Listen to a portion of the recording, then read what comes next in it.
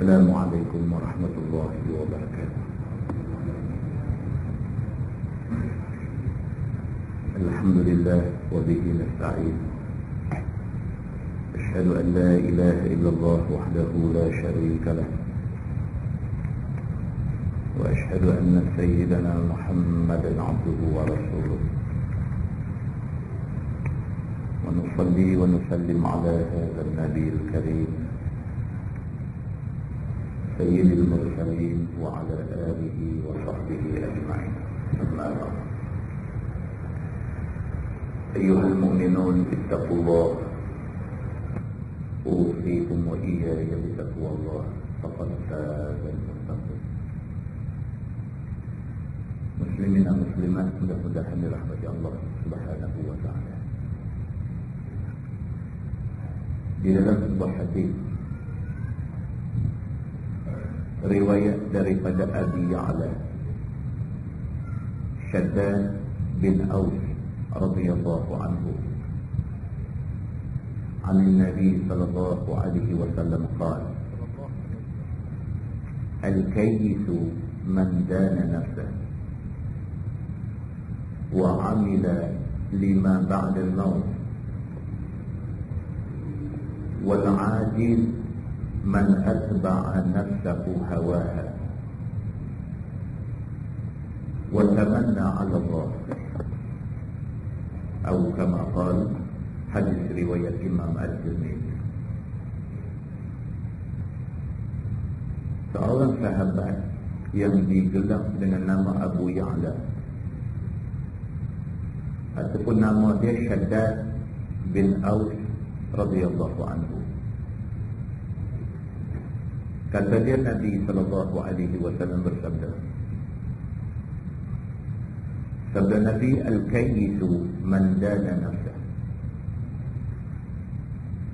Nabi kata orang yang bijak, orang yang cerdik, ialah orang yang selalu menghisap diri dia. Orang yang bijak, orang yang cerdik ialah orang yang selalu menghitung diri dia. Orang yang selalu fikir balik apa dia buat untuk satu hari itu. Sebelum tidur malam, fikir balik. Daripada bangkit pagi tadi sampailah malam ni nak tidur, apa satu yang kita buat yang merupakan benda baik. Kalau sekiranya setelah dihisab, setelah dihitung, setelah direnung, setelah ditengok-tengok, didapati tak ada apa dia buat, maka dia sewajarnya rasa bimbang. Tuhan bagi kat dia 24 jam satu hari, Tuhan bagi kat dia 7 hari seminggu, dia tak manfaatkan masa Tuhan bagi, maka dia sepatutnya bimbang. Mana-mana manusia yang selalu muhasabah, yang selalu ingat balik apa yang dia buat untuk hari itu, Nabi kata itu orang al-kayyis, itu orang bijak, orang cerdik. Dan orang cerdik itu wa'amila lima ba'dal maut, dia sentiasa buat amalan yang amalan itu untuk kebaikan dia selepas mati. Daripada hak rukun-rukun dalam agama, semayang, puasa, zakat, haji, sampailah kepada yang sunat-sunat dalam agama. Baca Quran, zikir, bermunajat kepada Allah Subhanahu wa ta'ala, semua benda ni dia buat. Pasal apa dia buat benda ni? Pasal dia duk fikir benda ni nak guna lepas mati itu. Siapa yang buat dua benda ni, dia hisab diri dia, dia muhasabah diri dia, dan dalam masa yang sama dia beramal dengan amalan yang dia rasa ada guna selepas dia mati. Ini orang al-kayyis, ini orang bijak, Nabi kata.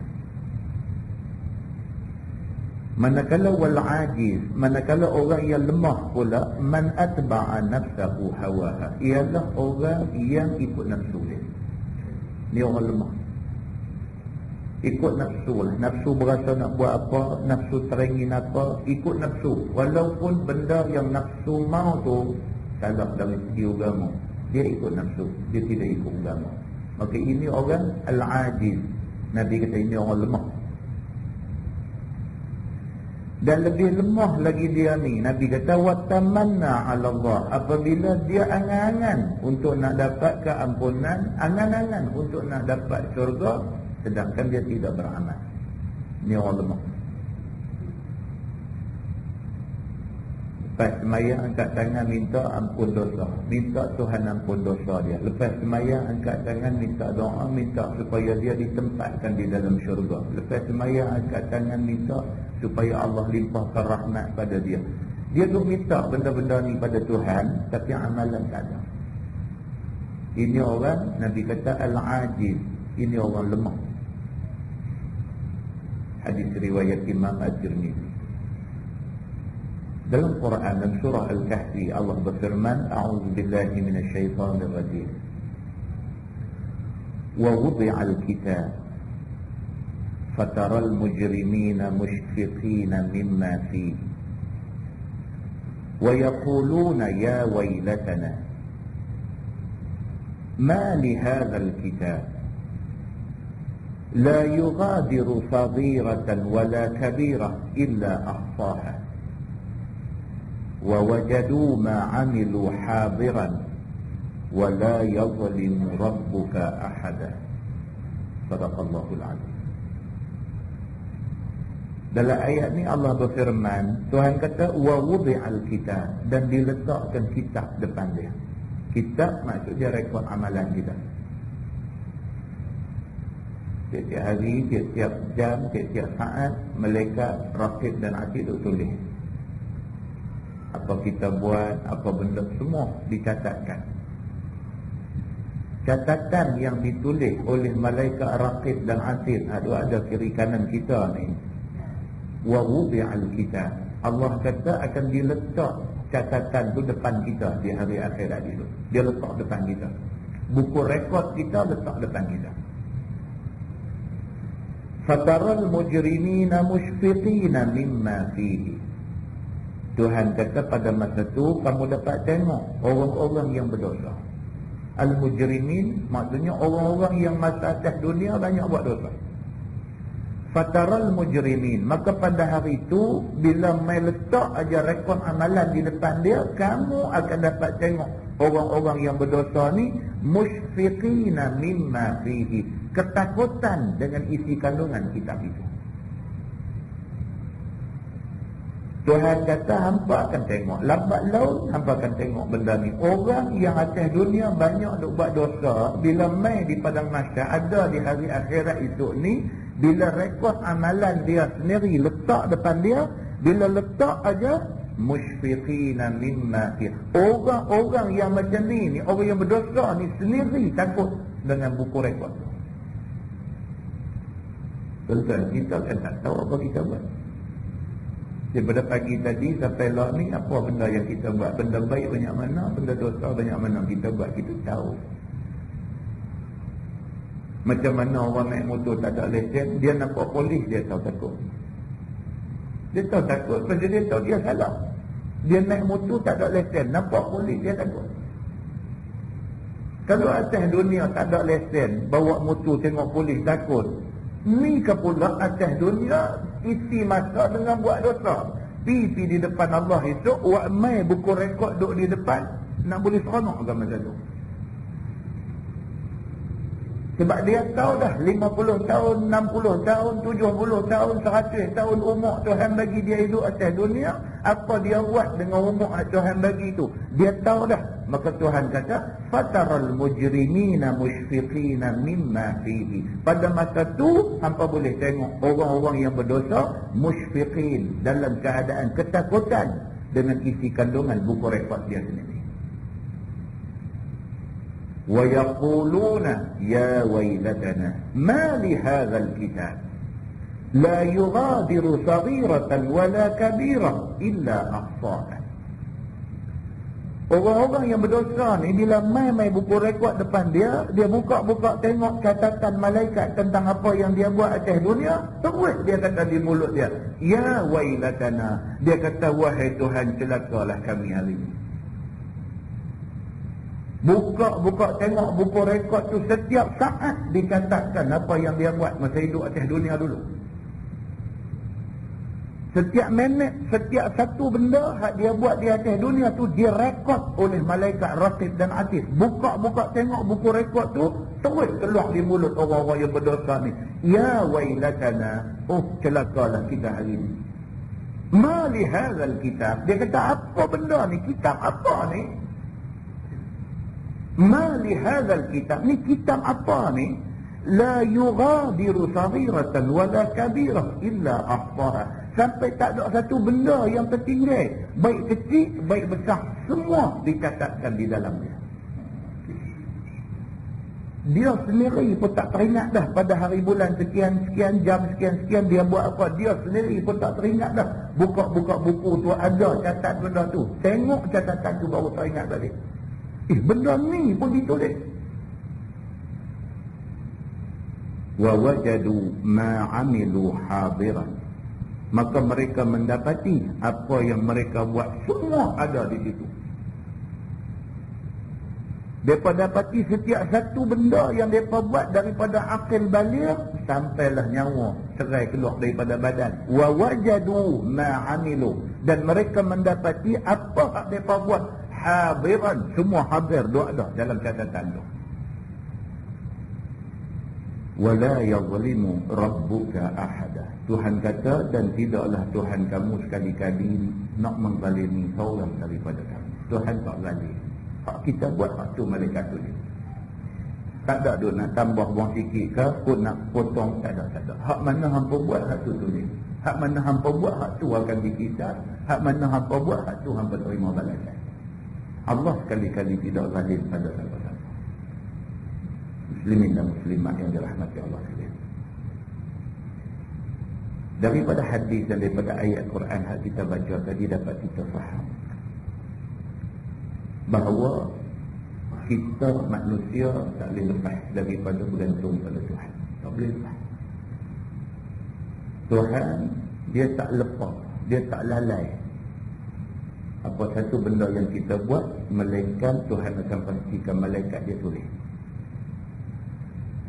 Maka manusia yang faham benda ni, manusia mestilah serah diri dia sepenuh-penuh kepada Allah Subhanahu wa ta'ala. Sebab ada sebuah hadis riwayat daripada Ummul Mukminin Ummi Salamah radhiyallahu anha. Kata dia anna Nabi sallallahu alaihi wasallam kana idza kharaja min baitihi qala bismillah tawakkaltu 'ala Allah. Allahumma inni a'udzu bika an adilla aw udalla aw azilla aw uzalla aw azlima aw uzlama aw ajhala aw yujhala alayya. Atau kama qal, hadis riwayat At-Tirmidzi. Isteri Nabi yang dipanggil orang dengan nama Ummu Salamah, dia cerita kat kita. Kata Ummu Salamah isteri Nabi ni, dia kata Nabi SAW tiap-tiap kali bila nak keluar daripada rumah, Nabi akan berdoa. Isteri Nabi cerita, dia kata Nabi tiap-tiap kali nak keluar pada rumah, Nabi doa bismillah tawakkaltu 'ala Allah. Dengan nama Allah aku serah diri aku pada Allah. Nabi ini manusia yang paling baik, manusia yang paling istimewa, manusia yang tak ada siapa boleh tim Nabi sallallahu alaihi wasallam. Nabi yang begitu istimewa, yang begitu baik, yang begitu sekali dah dijanjikan keselamatan di hari akhirat oleh Allah Subhanahu wa taala. Nabi tu bergantung diri dekat Tuhan. Tak ada nak langkah kaki keluar daripada rumah kot nak berasa juah ke, nak langkah kaki keluar daripada rumah kot nak berasa selamat ke, nak langkah kaki keluar daripada rumah kot nak berasa kata dia baik daripada orang lain semua kan, tak ada. Sebaliknya Nabi SAW manusia hebat, manusia istimewa, manusia yang menjadi pilihan daripada kalangan manusia ramai-ramai ini. Nabi Muhammad sendiri langkah keluar rumah, bismillah tawakkaltu 'ala Allah. Dengan nama Allah aku bertawakal, aku serah diri aku pada Allah. Allahumma inni a'udzubika an adilla aw udalla. Ya Allah, aku minta berlindung pada kamu daripada aku ni sesat ataupun disesatkan oleh siapa-siapa. Nabi minta ke Tuhan, minta ya Allah, minta berlindung daripada aku ni jadi sesat ataupun daripada aku ni disesatkan oleh siapa-siapa. Aw azilla aw uzalla. Ya Allah, aku minta berlindung dengan kamu daripada aku ni tergelincir daripada jalan agama ataupun aku digelincirkan oleh siapa-siapa.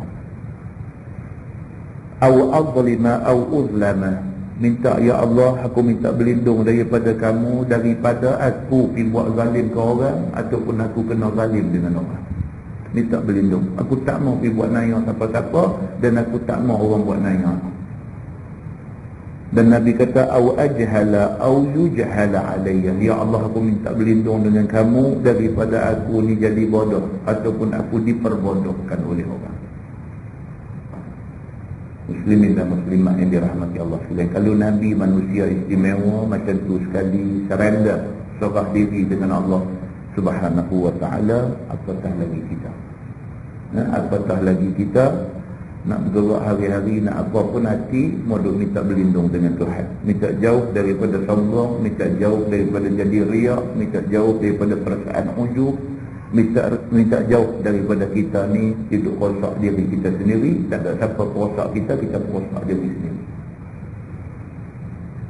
Mudah-mudahan Allah Subhanahu wa ta'ala bagi taufik dan hidayah kepada kita semua. Mudah-mudahan Allah Subhanahu wa ta'ala pelihara kita daripada wasak dan daripada wasak diri, daripada dirosakkan oleh siapa-siapa. Mudah-mudahan mukadimah itu memberi manfaat kepada kita semua, insyaAllah.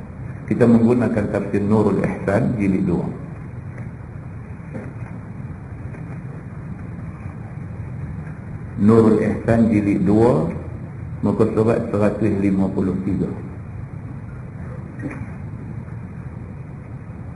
Muka surat 153. Kita masih lagi berada dalam tafsir surah At-Taubah. Tafsir surah At-Taubah.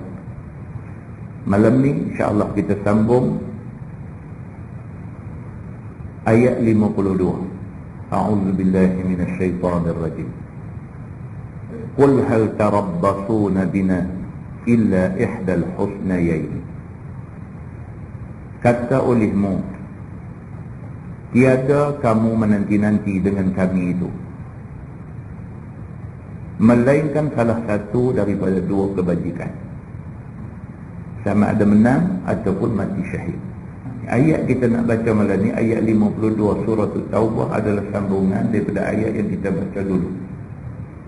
Sebelum ni kita dah tengok cerita tentang kisah orang munafik yang mereka ni sentiasa nak buat khianat pada Nabi.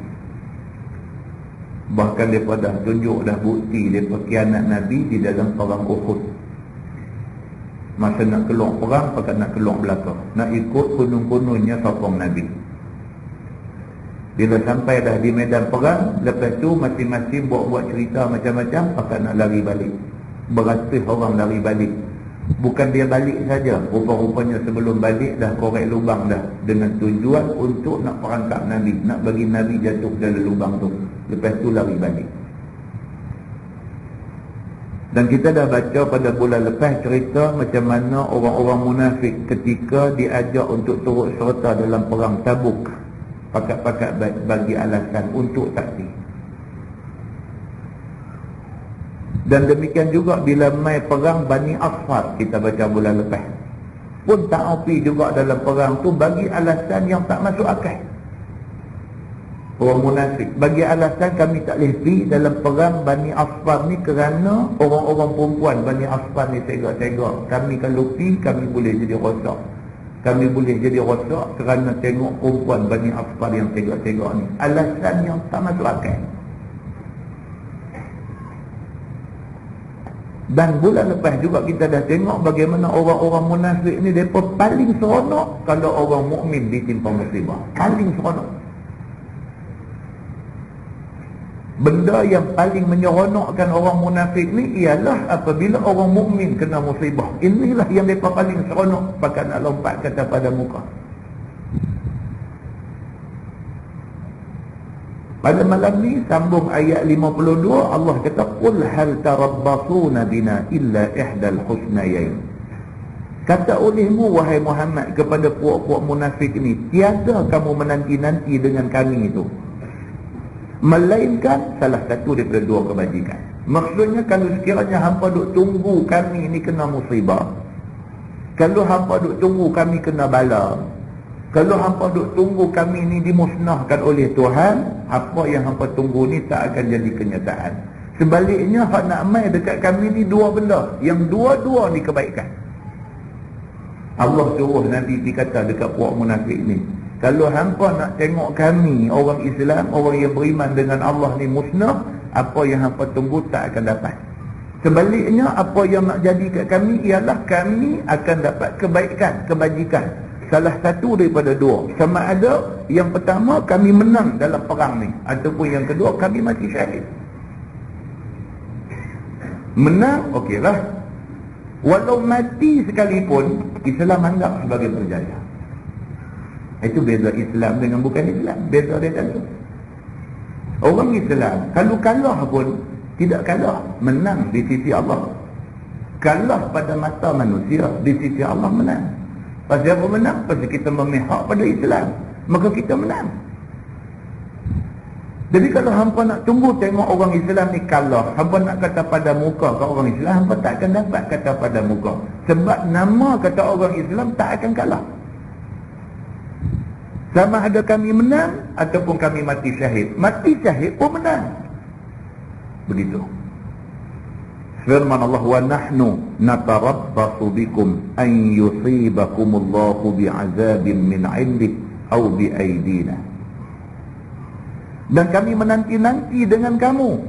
Tuhan kata kat Nabi Muhammad, wahai Muhammad, dikata dekat puak munafik ni, kami duk menanti kamu bahawa beri kena kamu oleh Allah Ta'ala dengan azab daripadanya, ataupun dengan azab dengan tangan kami, iaitu kamu terbunuh di tangan kami, dan tawan anak isteri kamu, dan rampas segala harta benda kamu. Pihak dekat mereka, kata orang Islam, nama kata kalah tak kalah. Sama ada kami menang ataupun kami mati syahid. Mati syahid pun menang. Cuma kami orang Islam nak tunggu tengok satu aja. Nak tunggu tengok hampa ni, hak musuh ni, musuh Allah ni, kami nak tengok hampa musnah. Kami nak tengok macam mana akhirat itu Allah azab hampa. Kami nak tengok macam mana atas dunia ni hampa nanti kalah di tangan kami dalam medan perang. Kita nampak orang Islam dia mesti cakap dengan semangat tinggi. Orang Islam mesti bercakap dengan semangat tinggi. Walaupun dia tahu perang ni memang cerita dia cerita nak jadi cerita sedih. Perang mati ni cerita sedih lah. Kalau pergi perang tak mau mati bukan cerita dia. Pergi perang ni kira saya mati lah, nak turun pergi perang. Tapi walaupun kita nak turun pergi perang ni, kita sign mati, jadi apa pun mati pun kita sanggup, jangan tunjuk takut di depan musuh. Dihabak kat mereka kata kita akan menang. Begitu. Firman Allah, fatarabbasu inna ma'akum mutarabbisun. Maka menantilah oleh kamu bahawa kami serta kamu itu menanti-nanti sekaliannya. Dihabak dekat mereka Muhammad, tak apa, kita pakat tengok apa nak jadi. Dihabak dekat musuh, dekat orang munafik ni, tak apa. Apa hampa nak kata hari ni, hampa kata, kita tengok apa nak jadi. Atas dunia pun kita nak tengok apa jadi, akhirat esok kita tengok apa jadi. Apa betul, Tuhan nanti tunjuk di sana. Dihabak dulu tu, Tuhan kata. Firman Allah, qul anfiqu taw'an aw karhan lan yutaqabbala minkum. Kata olehmu wahai Muhammad kepada munafikin itu, belanja oleh kamu dengan suka ataupun dengan tergagah, yakni terpaksa. Nescaya tidak diterima daripada kamu sesuatu, maka tiada manfaat kemudian daripada mati kamu.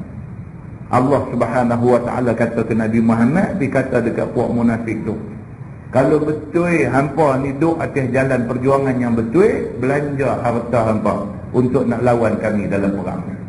Munafik tuan-tuan, takut nak belanja harta, takut. Sebab orang munafik, dia kira awak keluar duit belanja orang. Islam pula tak. Islam kira awak keluar duit belanja itu fi sabilillah. Kita bagi 1, Tuhan bagi 10. Bahkan Tuhan boleh ganda sampai 70. Bahkan Tuhan boleh ganda sampai pada bilangan yang kita tak tersangka-sangka. Itu keyakinan orang Islam. Dia bagi sekupang, dia bagi RM1, dia yakin Allah akan bagi balik dekat dia lebih banyak daripada hak dia bagi tu. Itu orang Islam. Tapi orang munafik nak buat keluar RM1, dia rasa rugi. Dia ada RM10, kalau dia bagi RM1 tinggal 9. Dia duk nampak makin kurang. Maka sesuai dengan sifat munafik takut nak belanja ni, Allah suruh Nabi Muhammad pergi cabar mereka. Kalau betul hampa ni betul, belanja, tengok duit, nak tengok taraf mana hampa berani belanja. Firman Allah, innakum kuntum qauman fasiqin. Kerana bahawasanya kamu itu adalah kaum fasik sekaliannya.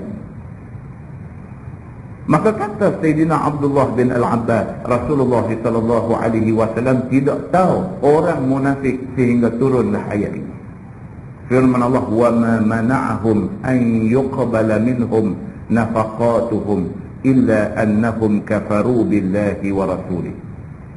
Dan tidak meneguh akan mereka itu bahawa diterima Allah daripada mereka itu belanja-belanja mereka itu, melainkan kerana mereka itu kufur dengan Allah Subhanahu wa taala dan dengan Rasulnya. Dalam ayat ni Tuhan kata tak ada yang nak menghalang Allah daripada terima nafkah daripada dia.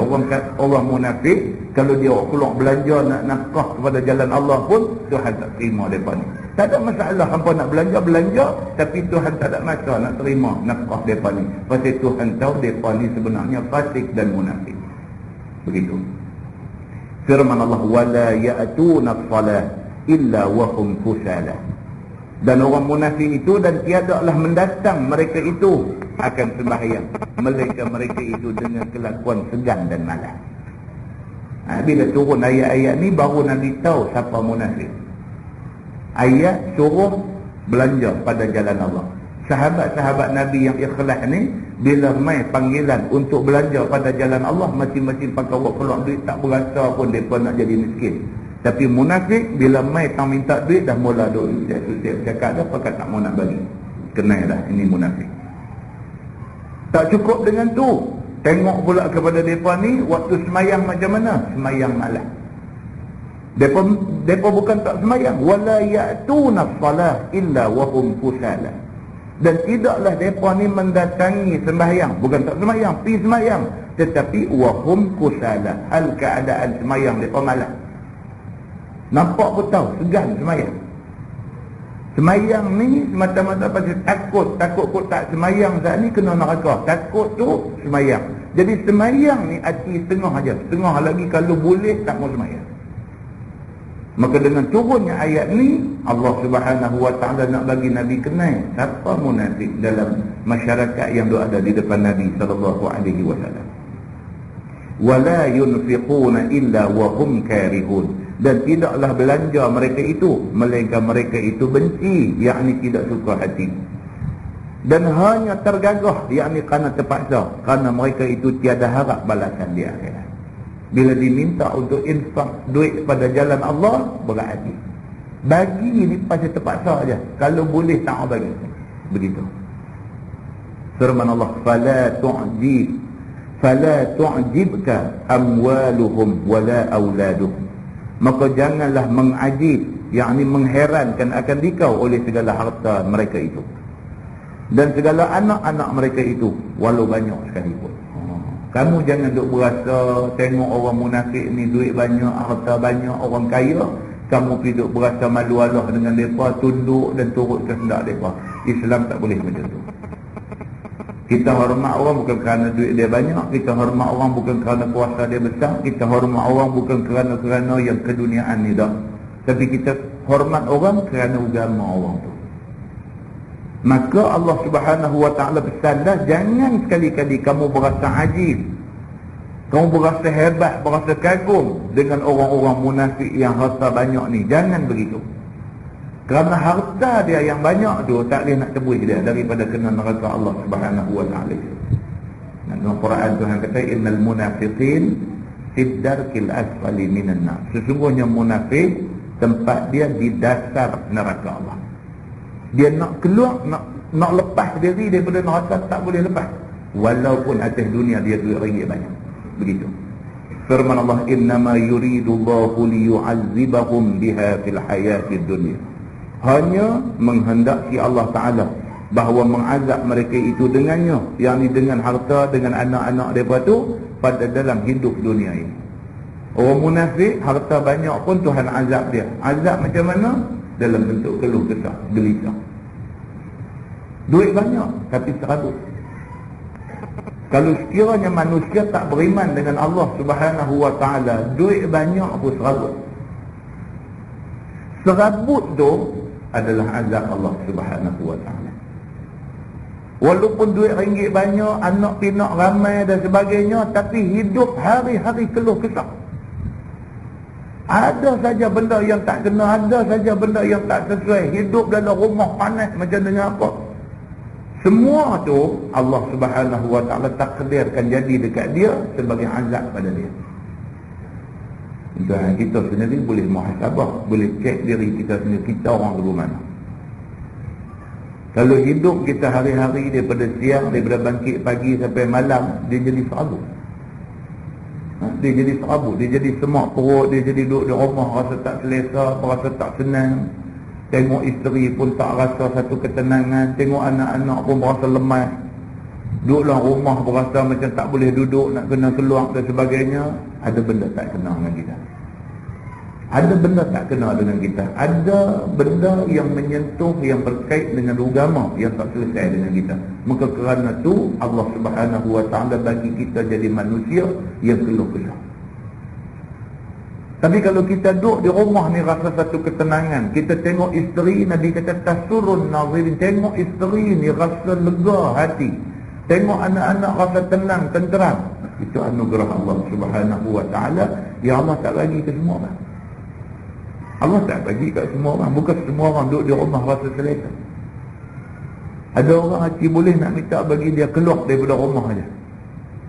Dia kena pergi kursus, dia kena outstation, dia suka macam tu daripada dia duduk di rumah. Dia tak boleh duduk.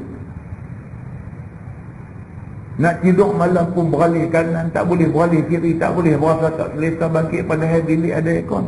Dia tak boleh tidur. Bangkit keluar pergi tidur tengah rumah, pasang kipas angin, duduk tidur atas lantai, tak boleh lena. Dia ada benda dalam kepala dia yang dia duduk fikir, tapi dia tak tahu apa benda dia fikir. Ada benda dalam hati dia yang dia pun tak faham apa masalah dalam hati dia yang dia tak boleh selesai. Kalau ini keadaan berlaku pada dia, dia kena ambil ingat sesuatu tak kena dalam hidup dia. Dia kena check balik, dia kena balance balik mana-mana yang tak balance. Maka Allah Subhanahu wa Ta'ala bagi clue ni dalam ayat Quran supaya kita hari ni bila baca ayat ni ambil ingat. Ada anak, ada harta, tiba-tiba anak dengan harta tu jadi punca kita serabut. Maka itu azab Allah Subhanahu wa Ta'ala. Dia kata dengan beberapa kepayahan hendak dapat harta dan pelihara harta itu dan pelihara anak-anak itu. Nak cari harta payah, dah dapat harta nak jaga harta pula payah. Dah tak ada anak dapat anak, dah dapat anak pula duk jadi susah ke dia dan sebagainya. Ada benda tak kena. Muslimin dan muslimat yang dirahmati Allah. Firman Allah, وَتَزْحَقَ أَنفُسُهُمْ وَهُمْ كَافِرُونَ. Dan keluar nyawa mereka itu, dan mereka itu kafir sekalian. Dia azab pada akhirat dengan neraka. Akhirnya apabila dia biak benda-benda tak elok dalam diri dia, dia biak bagi dia ada, tak mau nak hilang. Dia tahu ada something wrong dengan diri dia. Dia tak cuba untuk nak selesai benda yang tak kena dalam diri dia. Dia duk biak.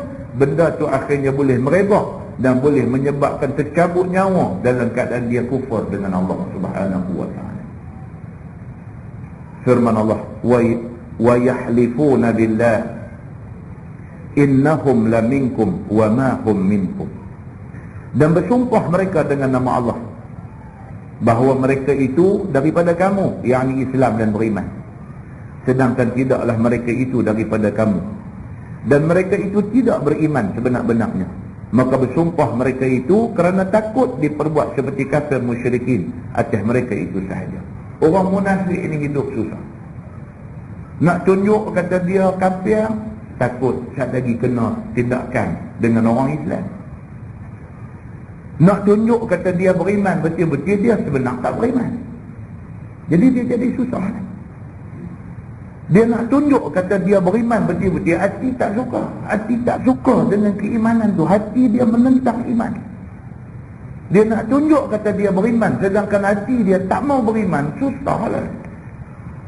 Dia nak tunjuk kata dia musyrik, nak tunjuk kata dia ni kufur dengan Tuhan, lagi susah. Pasal masa tu Islam menguasai dunia. Dia tunjuk kata dia musyrik, dia takut lagi dia kena tekanan dengan Islam. Dia takut. Muslimin dan muslimat yang dirahmati Allah, macam mana yang berlaku dalam dunia hari ini? Orang-orang bukan Islam, dia tak selesa dengan Islam. Tak selesa. Korea Utara pun ada logi nuklear. China, negeri China, negara China tu sikitkan industri senjata yang ada dekat dia. Sikit dah. Amerika bukan tak tahu benda ni. Tapi pasal apa dia tak pergi kacau China? Pasal apa Korea Utara dia tak pergi buat macam mana dia buat ke Iraq? Pasal apa? Kalaulah sekiranya senjata di Iraq tu yang menjadi masalah Amerika, kalau itu masalahnya, China lagi advance dalam buat senjata. Tonton tengoklah mercun bunga api hak mai semua made in mana? China. Semua made in China. Dia lama dah. Dia dalam industri bahan api ni dia lama dah. Kalau bunga api, kalau mercun, kalau apa dia boleh buat, takkan peluru senapang, takkan peluru berpandu, takkan nuklear dia tak boleh buat. Iraq yang tak pernah buat bunga api, tak pernah buat mercun pun boleh buat samut. Kan? Takkan mereka punya ejen perisikan dia tak ada maklumat tentang senjata yang sedang dibangunkan di China dan di Korea Utara dan di beberapa negara lain. Takkan mereka tak tahu benda ni. Takkan mereka tak ada maklumat tentang benda ni. Tapi peliknya, pasal apa dia tak pergi kacau negara-negara ni? Pasal apa? Iraq juga yang jadi fokus dia. Orang boleh bagi 1000 jawapan. Ada orang kata bukan pasal itu semua, pasal minyak. Ada kata itu satu jawapan. Dia ada lagi banyak jawapan lain. Bukan pasal minyak saja, dia ada banyak lagi alatan lain. Di antaranya apa? Alatan perseteruan di antara Yahudi dan Islam. Maka kok mana pun, kalau negeri lain dia pakai teropong tengok, negeri Islam dia pakai mikroskop tengok. Itulah keadaan dia.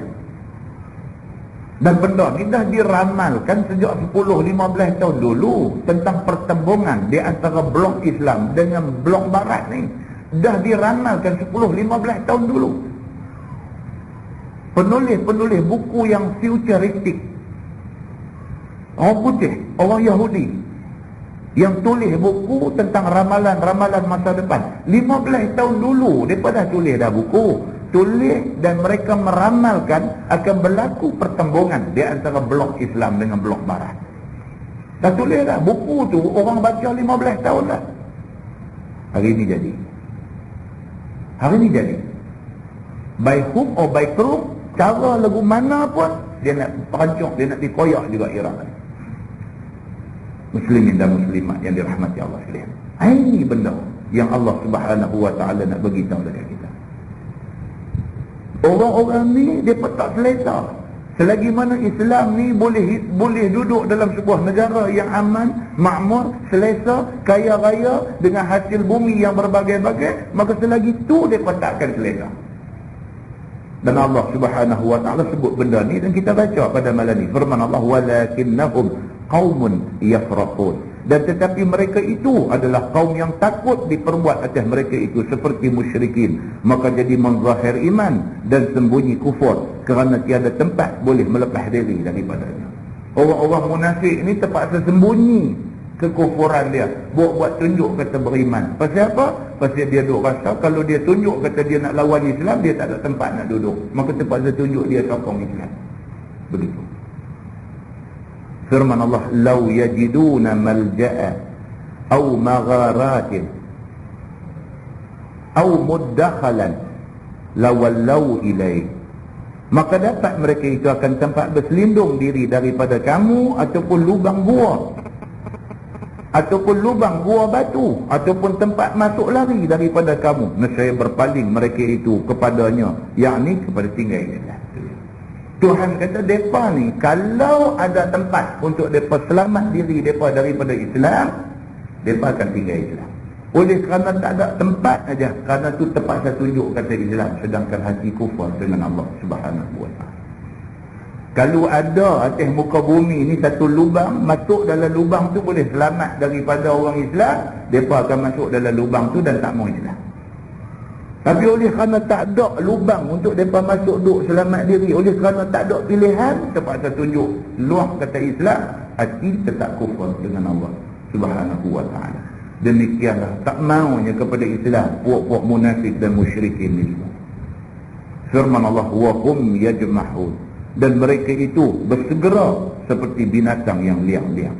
Kalau ada tempat nak sembunyi diri, mereka ni akan mula sekali lompat pergi masuk ke dalam tempat tu, macam binatang liang lompat pergi ke tempat.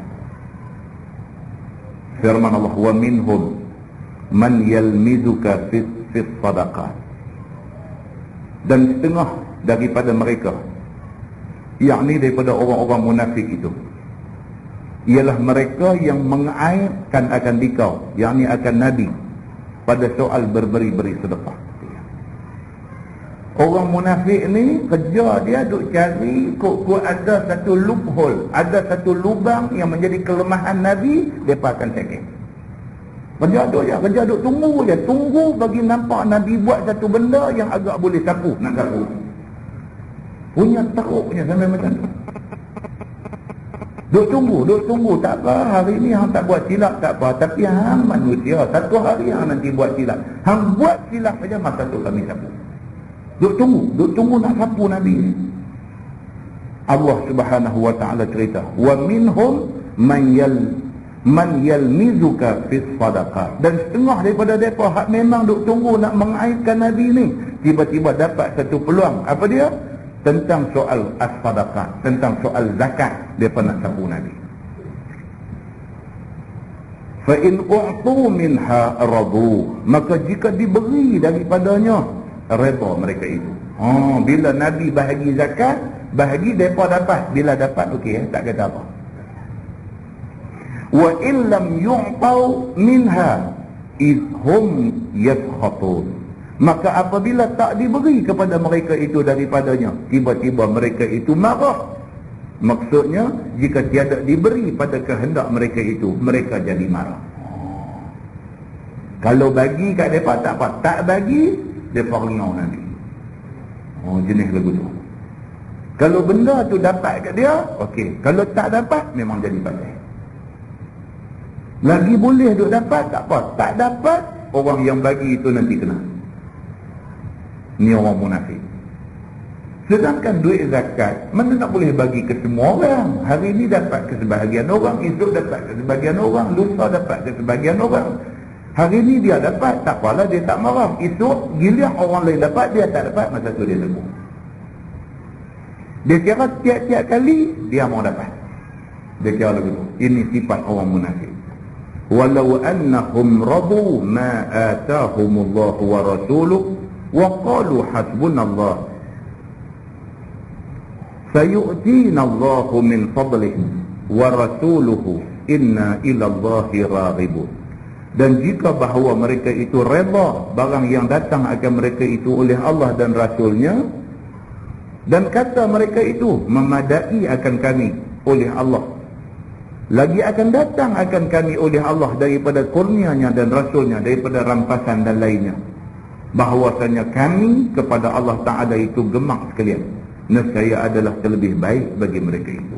Tuhan kata kalaulah puak-puak munafik ni boleh reda dengan Tuhan, boleh reda dengan Nabi, banyak mana dapat, alhamdulillah. Bila agihan zakat lagi sekali tak dapat ke orang lain, tak apa, reda. Pasal apa? Hari itu kita dapat dah, hari ini kita tak dapat, tak apa, mungkin ke depan ada lagi akan main kat kita. Kalau boleh ada sifat reda macam tu, itu yang paling baik bagi mereka. Tapi mereka ni tak ada, reda tu tak ada. Dia kira tiap-tiap kali dia mau. Tiap-tiap kali dia mau. Bila dia tak dapat, Nabi nanti jadi sasaran dia. Ini sifat orang munafik. Firman Allah, innamas sadaqat lil fuqara'i wal masakin wal 'amilina 'alaiha. Hanya segala sedekah, yakni segala zakat itu diberi bagi segala fakir dan segala miskin dan segala amil atasnya. Maka fakir itu contohnya mereka yang berkehendak 10 dirham tapi tak dapat, ataupun dapat kurang daripada setengah. Itu dia bagi definisi fakir. Fakir ni dia definisi dia berubah-ubah juga. Ini definisi yang lama dulu. Dia kata maka fakir itu ialah mereka yang berkehendak 10 dirham tetapi tak dapat 10, ataupun dapat tapi kurang daripada setengah. Dia nak 10 ringgit, tak dapat 10 ringgit. Bahkan yang dia dapat kurang daripada setengah hak dia nak. Dia dapat 4 ringgit di jalannya. Maka dia boleh dimasuk dalam kumpulan fakir. Ada orang dah duk tanya, dia kata macam mana kita nak bagi ni duit duit zakat, kita nak bagi daging korban, nak bagi pada orang fakir, orang miskin ni nak cari macam mana? Nak cari orang fakir betul-betul dalam tanah liat ni jenuh pusing. Pusing, nampak rumah dia lah kecil sekali dalam kawasan tanah liat ni. Kita ingat dia dah lah. Dia Assalamualaikum, dia buka pintu, TV 34 inci duduk depan pintu. Terkejut dia. Dan kita pun tak tahu dah, pusing nampak orang lain, rumah dia ni nampak kecil sikit lah dalam kampung tu. Rumah dia dilihat sebagai rumah yang paling kecil dalam kampung tu. Dia ingat dia ni apa? Buka ada pintu, dia buat 34 inci. Ya. Rumah kita baru 21 inci. Tu pun kita rasa besar dan tengah dah. Dia 34 inci. Pintu rumah tu dengan muka televisyen besar lagi. Dia masuk tu macam mana dah. Kan? Tengok Allah, kita ada ingat nak main bagi zakat kat dia sekali dengan nak bagi daging korban. Tengok lagu tu buat sembang pasal lain. Buat sembang tak pergi ke mana agak ni? Tu main tajuk lain lah. Tapi ke mana agak ni? Dia pun kata tak pergi ke mana. Dia pun duk heran. Awak dia ni main-main tanya tak pergi ke mana. Tak pernah main. Kan? Dia tak tahu sebenar-benar. Tapi tujuan lain. Kan? Terkejut ke TV tu tak boleh bagi. Kan? Tu sembang tak ada modal ni kan. Sembang tu tak apa lah. Assalamualaikum. Kita pun start motor balik terah je. Nak cari siapa ni yang fakir dalam kawasan kita ni? Nak cari siapa yang fakir dalam kawasan kita ni? Maka tak dapat 10 dirham dia nak tu, dia dapat tak sampai setengah daripada yang dia nak. Dia duduk bercadang sehari, dia kerja, dia dapat gaji 10 ringgit. Dia duduk cadang macam tu, tiba-tiba tak dapat 10, orang bagi 4 ringgit dia sehari. Dia ni boleh masuk kumpulan fakir. Begitu. Maka miskin dia kata macam fakir juga, tetapi dapat lebih daripada setengah, tapi tak sampai 10 juga. Ni miskin dia kata. Dia duk baca sehari kerja dapat 10 ringgit, tiba-tiba tak dapat 10, dapat 8 ringgit aja. 8 tak sampai 10 hak dia target tu. Maka dia masuk kumpulan miskin. Tapi kalau dia duk target sehari kerja dapat 1000 misalnya. Sehari kerja 1000 dia target. Tengok-tengok dapat 800, miskin juga. Jadi tak boleh lah, target tu melampau. Dia duk target sehari dapat 1000, total tak sampai 1000 hak dia target, dia dapat 800 je. Dia pun pergi pejabat zakat, dia kata saya miskin. Pasal apa? Dia target 1000 sehari, dapat 800 dia dah. Bila zakat kita tunggu dah, dia ambil penyapu, mahalau dia keluar kan. Adakah dia pun nanti jadi miskin juga orang macam ni? Jadi miskin ni dia buat contoh tu, contoh keperluan sehari kita di Malaysia lah. Kita kata cara kita hidup di Malaysia lah ni, living cost of living di Malaysia lah ni sehari berapa duit kita perlu. Gitu ceritanya. Dia nak tahu fakir miskin ni, dia nak kena ambil yang tu dulu. Cara satu orang yang ada keluarga, satu suami, satu isteri, kata dia ada anak 2 orang, berapa ringgit dia perlu sehari untuk nak makan minum dia, isteri dia dan 2 orang anak dia? Berapa ringgit dia perlu sehari? Maka keperluan dia kurang-kurangnya mencukupi untuk keperluan sehari dia. Katalah dia perlu sehari RM15 untuk makan dia, isteri dia dengan 2 anak dia, perlu RM15. Dia mesti kerja, yang kerja tu gaji RM15. Tiba-tiba tak dapat RM5 je. RM5 cukup kan nak makan dia, isteri dengan 2 anak. Yang ni masuk kategori miskin. Masuk fakir ataupun miskin. Dia lebih kurang je beza fakir dengan miskin. Tuan-tuan, ada orang pergi kedai makan. Pergi kedai makan minta kuah saja. Kan? Budak haduk menyaga, haduk jual, haduk bubuh kuah, haduk buah lok, haduk buah nasi. Ini pula minta kuah tak mau bagi. Dan bila tak bagi kawan hak minta ni, dia berasa sebab sangat lah. Lepas tu dia bercakap meracau-racau dalam kedai. Apalah ni minta ni kuah aku bukan nak ambil saja. Dia kata aku nak beli kuah, takkan nak kuah nak beli pun tak bagi. Meracau kan. Kita kalau kita tahu benda macam ni, kita tak boleh marah dia kerana dia hidup meracau-racau dalam kedai tu. Kita kena marah budak yang tak bagi kuah kat dia. Kita jangan ingat semua orang macam kita. Ada orang susah ni, tak tercerita susah dia. Dia pergi cari kuah tu pasal apa? Pasal dia duduk cadang kuah tu lah nak makan nasi dengan anak-anak dia dalam rumah. Habis cantik, dia beli telur rebus. Dia beli telur 3 biji, balik rebus. Telur tu potong-potong kecil-kecil lepas dalam kuah dia beli tu. Itulah hidangan yang amat menyelerakan pada anak-anak dia. Dia main minta kuah, kita tak mau bagi. Patutkah kita buat macam tu?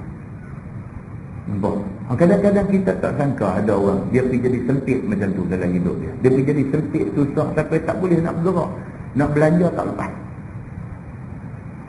Bukan nak belanja nak beli kemewahan tak. Nak belanja hak buat makan minum dia, isteri dengan anak-anak, hak tu pun tak lepas. Punya susah sampai macam tu.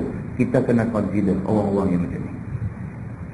Muslimin dan muslimat yang dirahmati Allah sekalian. Jadi ayat yang kita duk baca ayat 60 surah At-Taubah ni, ini dia panggil ayat zakat. Innamas sadaqat lil fuqara'i wal masakin wal 'amilin 'alaiha. Dia sebut 3 asnaf. Sesungguhnya zakat ni boleh bagi kepada satu fuqara, orang-orang fakir, masakin, orang-orang miskin, al-'amilin, dan juga amil-amil yang dilantik untuk kutip zakat. Ini orang boleh terima zakat. Dan amil ialah mereka yang ditaruh, yakni yang dilantik oleh raja, oleh pemerintah bagi himpun duit-duit zakat. Orang ni boleh terima. Kerana belanja perang ataupun menolong negeri yang kafir, yang kelaparan, maka tiada boleh himpun bagi perbuat masjid dan seumpama. Itu je. Ini fatwa dulu. Duit zakat dia kata tak boleh guna untuk nak digunakan kepada buat masjid dan sebagainya. Duit zakat dia kata guna untuk peperangan dan tolong negeri yang dalam kelaparan.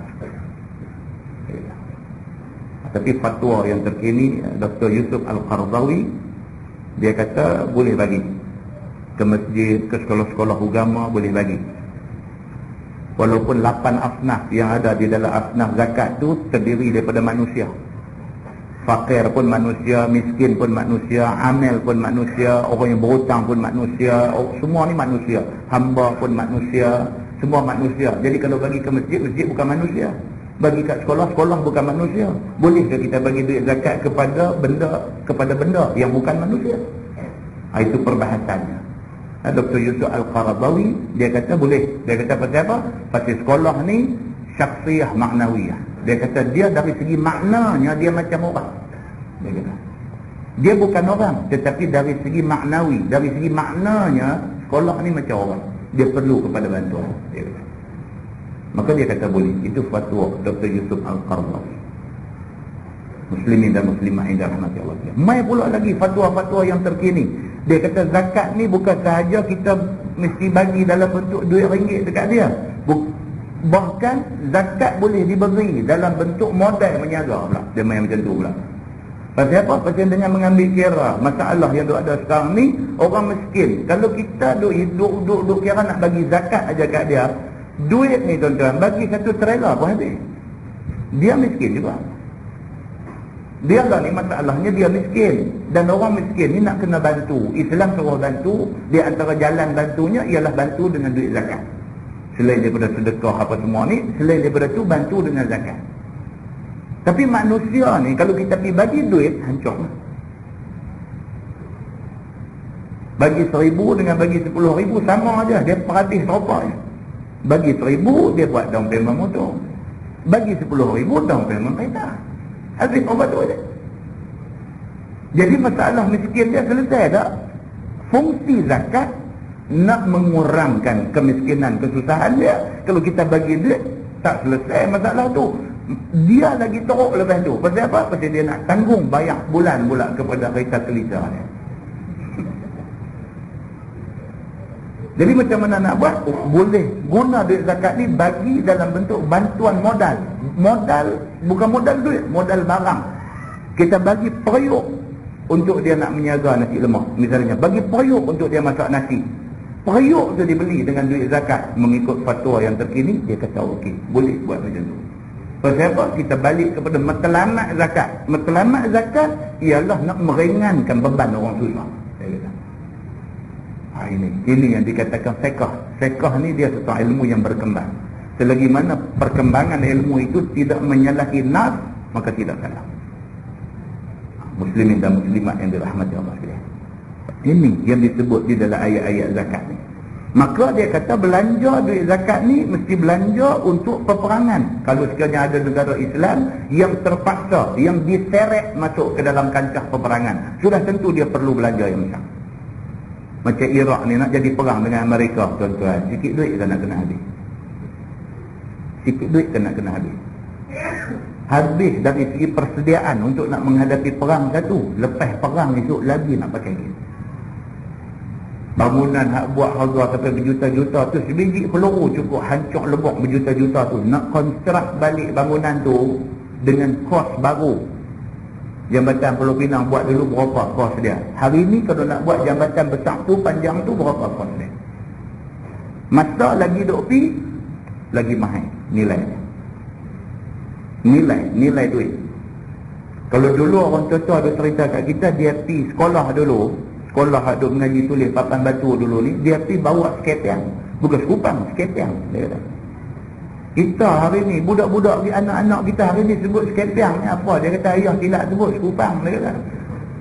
Sekepiang tu dia kata silap, bukan sekepiang, sekupang. Dia kata apalah ayah cakap macam tu. Dia tak tahu dah sekepiang tu. Main zaman kita ni, seduit tu ada harga lagi. Seduit ada harga lagi. Duit seduit tu kutip. Kutip duit seduit tu kutip, seduit cukup 5 duit. Kayuh basikal roda 3 pergi kedai beli asam katuk. Asam katuk masa tu tahun 60 hujung-hujung tu, asam katuk masa tu 5 duit, jual lagi. Lah anak kita pergi kedai bawa 5 duit nak buat apa? Bahkan tuan-tuan tengok macam mana juahnya orang hari ni. Dia pergi bayar bil elektrik di pejabat pos, 5 duit dengan seduit dia tinggal atas kaunter gitu je. Oh boleh juah sungguh. Untuk kita tengok dah ni, dia tinggal ni makna apa? Makna kata bagi dia tak ada nilai. Seduit 5 duit ni tak ada nilai. Tinggal itu dia semak. Dia kata tak bagi balik pula. Dia lagu buat cakap orang putih pula kat lubang permin tu, keep the change. 5 duit. 5 duit. Seduit tak ada nilai lah ni. Tapi dulu tuan-tuan, seduit ada nilai. Seduit ada nilai. Ini yang ceritanya. Jadi setelah Iraq dah membangun dengan bangunan yang tuan-tuan, Iraq ni ibu negeri dia Baghdad. Baghdad ni kalau kita baca sejarah Islam, itulah simbol ketamadunan Islam. Baghdad. Bukan tamadun dari segi bangunan saja, tamadun ilmu ada di Baghdad. Bila tentera Mongol langgak Baghdad masuk, bunuh alim ulama yang ada di dalam kota Baghdad ni, ambil kitab-kitab yang ditulis oleh alim ulama ni, lempak di dalam sungai Furat dan sebagainya. Air sungai Furat tu jadi pekat kerana dakwat kitab yang ditulis oleh alim ulama di Baghdad. Ni cerita Baghdad ni, bukan cerita kecil. Cerita Amerika nak serang Baghdad ni bukan cerita kecil, ni cerita besar. Cerita dia nak palai satu simbol tamadun Islam, satu simbol ketamadunan Islam. Dia nak palai simbol tu. Maka tidak sewajarnya ada negara Islam yang boleh bagi tapak negeri dia untuk Amerika tak tentera untuk nak serang negara Islam yang menjadi simbol ketamadunan Islam. Cerita dia macam tu. Pukul Baghdad macam pukul ilmu kita. Selain daripada bunuh tu, bunuh saudara-saudara kita. Muslimin dan muslimat yang dirahmati Allah sekalian. Maka duit zakat boleh disalurkan. Dia kata untuk nak bantu negara Islam yang terlibat dengan peperangan. Nak kena tolong mereka. Ataupun nak tolong negeri-negeri yang kelaparan. Berapa banyak negara Islam no, Ethiopia, Eritrea, ada sebagainya negeri-negeri yang orang Islam majoriti miskin ni sampai benda makan tak ada. Tak ada benda makan. Padahal negeri dia kapal terbang boleh turun. Padahal negeri dia ada kenderaan boleh sampai. Maknanya kalau nak hantar makanan di dekat mereka boleh hantar. Tapi tak ada orang berasa nak hantar ni. Malaysia ada kumpulan dia panggil Mercy ni. Doktor-doktor di Malaysia yang mempunyai kesedaran yang sangat tinggi. Yang Mercy ni. Buat kerja bukan dapat apa, bukan dapat gaji, bukan dapat allowance, bukan dapat apa, semata-mata pi kerana Allah Subhanahu wa taala pi tu. Bawa pi kepakaran depa, ilmu depa dalam bidang perubatan dan bawa pula ubat-ubatan nak pi tolong orang-orang Islam yang duduk negeri-negeri yang melarat macam ni. Ubat-ubatan tu pula hasil daripada kutip derma daripada orang-orang yang berasa nak bagi. Ambil duit-duit ni beli ubat dan sebagainya atas tanggungan sendiri, terbang pergi ke negeri-negeri Islam yang macam-macam ni pergi bagi bantuan perubatan. Balik mai orang pergi interview doktor-doktor yang pergi atas misi apa nama Mercy ni. Balik mai bila orang suami mikrofon tanya tak boleh nak cakap sebab tak boleh nak cakap sebab dia rasa kalau dia cuba nak cerita macam mana sengsara bukan susah, sengsara mereka ni, kalau dia nak cerita dia tak ada perkataan nak cerita kesengsaraan mereka ni, tak ada perkataan.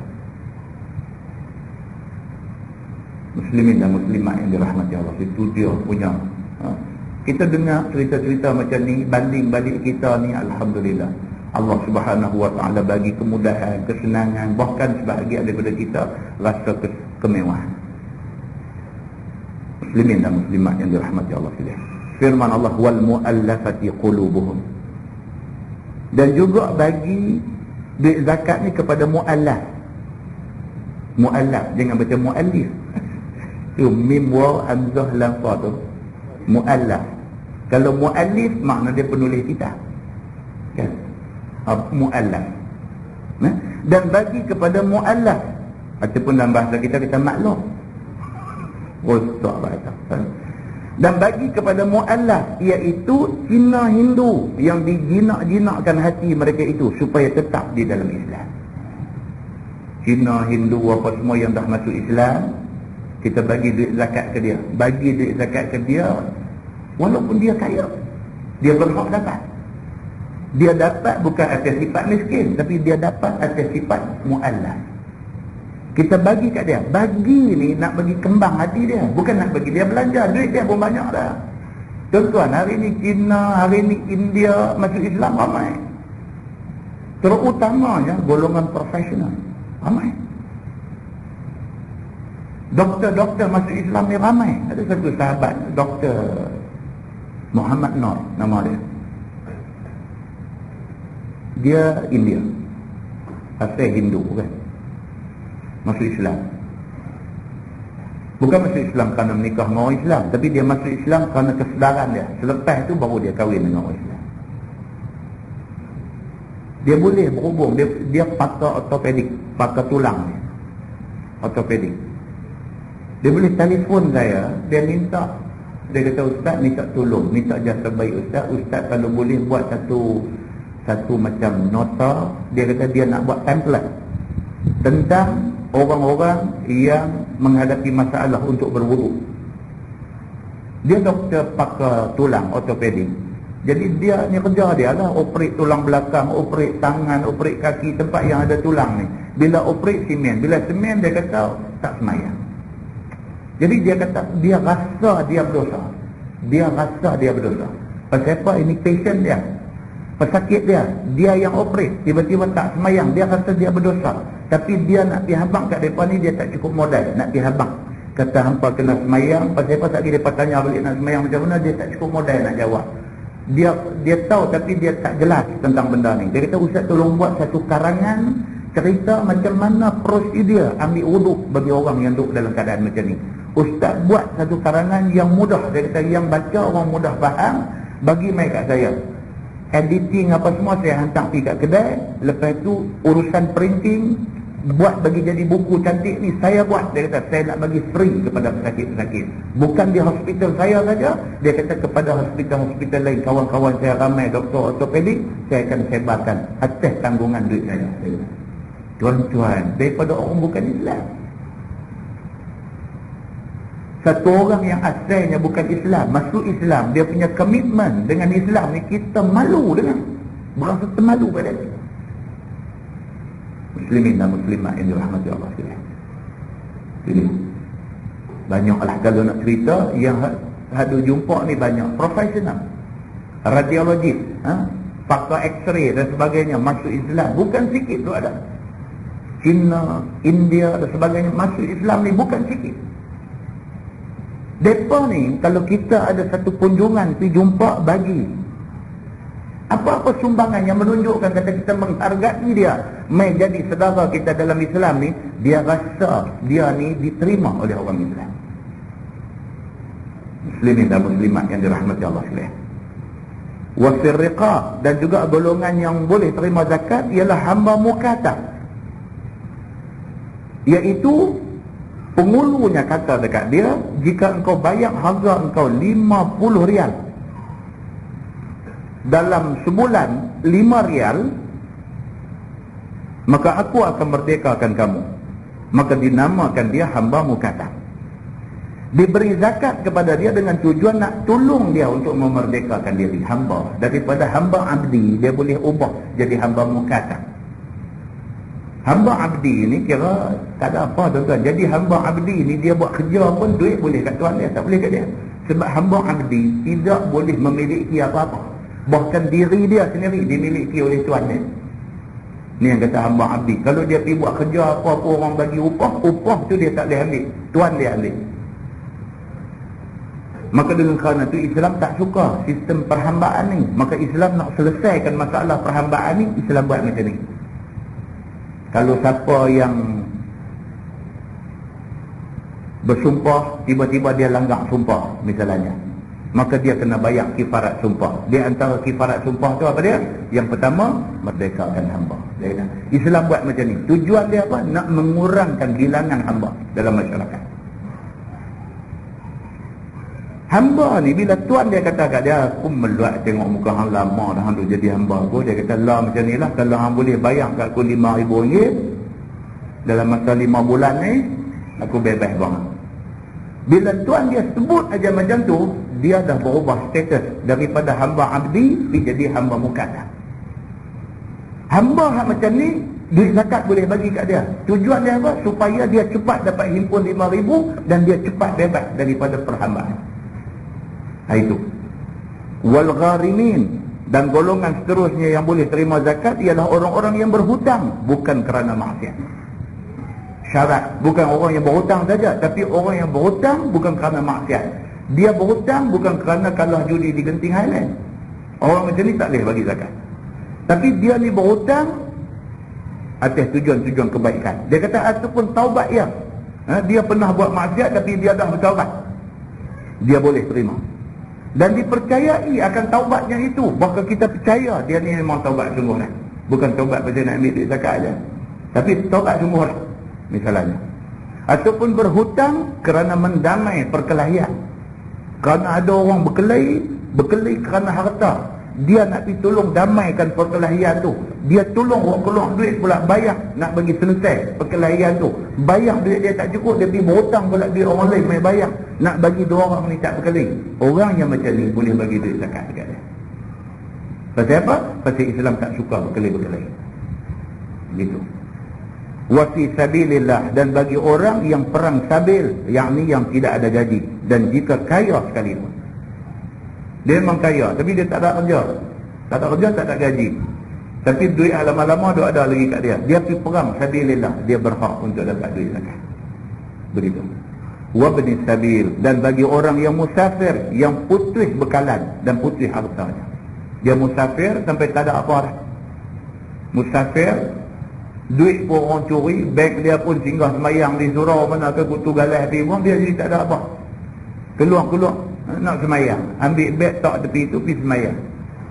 Bagi salam, Assalamualaikum. Tak ada beg aku tadi. Tak ada beg. Ketak bubuk-bubuk kawan dalam musafir. Adik-beradik tak ada, apa pun tak ada. Duit ada tak banyak mana dalam beg tu, kawan dia ambil. Terkejut. Keluar-keluar kasut membalas juga. Bukan dekat beg saja. Kasut orang macam ni. Dia dalam musafir dan menghadapi masalah keputusan duit. Putih tak ada duit. Maka dia boleh terima zakat. Faridatan min Allah, agar sebagai fardu daripada Allah. Dinamakan asnaf yang 8 dalam zakat ni, iaitu fakir, miskin, amil, muallaf, mukatab, orang yang berhutang, orang yang perang sabil, dan orang yang musafir. Ini adalah 8 asnaf yang duduk di dalam asnaf zakat. Orang lain ni bagi duit zakat, tapi nak kecoh. Telefon. Assalamualaikum Ustaz. Salam. Ustaz nak tanya pasal zakat Ustaz. Kita kata apa hal? Tak macam saya nak keluar duit zakat Ustaz. Saya nak bagi kat anak saya boleh tak? Kecoh lagi. Apa kita kata nakal sungguh lah. Saya nak bagi kat anak saya boleh tak? Kata, lah, apa siapa yang lebih bagi kat dia? Tak lah, dia susah Ustaz. Saya nak bagi kat dia atas sifat dia sebagai orang miskin lah. Saya nak bagi kat dia. Saya kata bagi kat orang lain lah. Orang miskin lain ada banyak lagi. Anak tu pakai bagi biasa tu dah lah. Bukan bagi zakat. Sebab anak bawah tanggungan kita. Kita tak boleh bagi zakat pada orang yang duduk di bawah tanggungan kita. Tak boleh. Itu mengecoh. Ya. Tapi kita ni, yang kata kita ni muaci boleh kecoh, mau duk kecoh sikit. Mengecoh cukup kan. Zakat buat padi kan, tanam padi. Allah sebut dalam Quran, dia kata wa atu haqqahu yauma hasadih, dan keluarkanlah haknya, maksudnya zakat yauma hasadih, pada hari tanaman itu dituai. Maksudnya hari kerak padi itu, banyak mana padi itu tengok dah, tolak dah bahagian zakat. Apa orang buat lagu tu? Hak banyak ni apa? Dia tolak upah traktor dulu. Dia upah apa lah ni dengan kerak padi pun pakai mesin, tolak hak tu dulu. Lepas tu tolak habis sampai baja, sampai menabung, sampai apa, sampai tinggal tak apa duit, hak tu baru tolak zakat. Kecoh. Bila dia kecoh dengan Tuhan, Tuhan hantar main kutu badak dan sebagainya, melingkup habis padi dia. Kan? Jadi kadang kita tak jujur dengan Tuhan. Nanti yang betul. Nanti yang betul. Kita tak jujur sebenarnya. Dengan Tuhan kita nak kecoh, dengan manusia kita peduli apa? Kalau Tuhan Rabbul Alamin, Tuhan semesta alam, ada syurga, ada neraka, pun kita boleh main kecoh dengan dia. Manusia ni ada apa? Pembohong belah dua. Dan inilah penyakit ada di kita. Firman Allah, wallahu alimun hakim. Dan Allah Ta'ala itu amat tahu dengan makhluknya, lagi amat hakim, bijaksana pada perbuatannya. Disyaratkan pada asnaf yang 8 itu Islam. Syarat mesti Islam. Kecuali ada dalam satu riwayat, kalau tuan-tuan buka dalam tafsir Ibnu Katsir, dia bawa mai dekat kita satu hadis, satu riwayat yang menceritakan Nabi SAW pernah bagi duit zakat kepada satu orang yang belum masuk Islam. Dengan tujuan apa? Bila bagi duit zakat tu dekat dia, dia rasa besar hati. Dia rasa dia bukan Islam pun orang bagi dekat dia. Dia rasa Islam ni menghargai dia masuk Islam. Dan sungguh orang yang terima duit zakat daripada Nabi ni, tak lama lepas tu terus di depan Nabi mengucap 2 kalimah syahadah dan masuk Islam. Demikianlah halnya yang agak kontroversi kan. Yang agak kontroversi cerita daging kerbau. Boleh tak boleh daging kerbau dijamu makan pada orang bukan Islam? Kalau ikut fatwa dalam mazhab Syafi'i, fatwa yang masyhur dalam mazhab Syafi'i, dia kata haram. Tak boleh bagi orang-orang bukan Islam makan daging kerbau, kerana daging itu adalah daging yang disembelih, lembu, daripada lembu yang disembelih dengan tujuan ibadah. Tak boleh, dia kata. Tapi bila disengok-sengok balik, sebenarnya tidak ada nas yang jelas dalam Quran ataupun dalam hadis yang melarang orang kafir makan daging kerbau. Tak ada nas yang jelas. Cuma hukum itu diambil daripada qiyas saja. Kan? Jadi timbul masalah. Kadang-kadang tempat kerja kan, kita duduk kerja satu pejabat, kita pun buat kutip duit apa semua, buat korban raya haji, buat korban.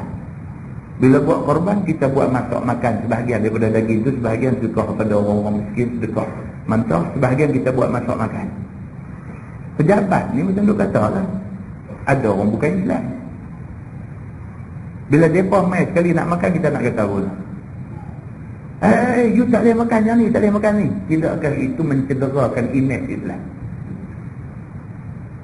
Dia kata tak orang Islam, dia kata masak tak bagi kita makan. Kita tak ada masalah. Dia kata kita kalau bagi pun, kita kalau mereka mahu kita bagi, dia kata alamak. Dia sebagai orang bukan Islam, dia akan fikir macam tu. Timbul masalah. Beberapa pejabat dah jadi macam tu, timbul masalah, macam mana nak buat ni, lagu mana ni, apa semua ni, nak hidup halang, nak tahan.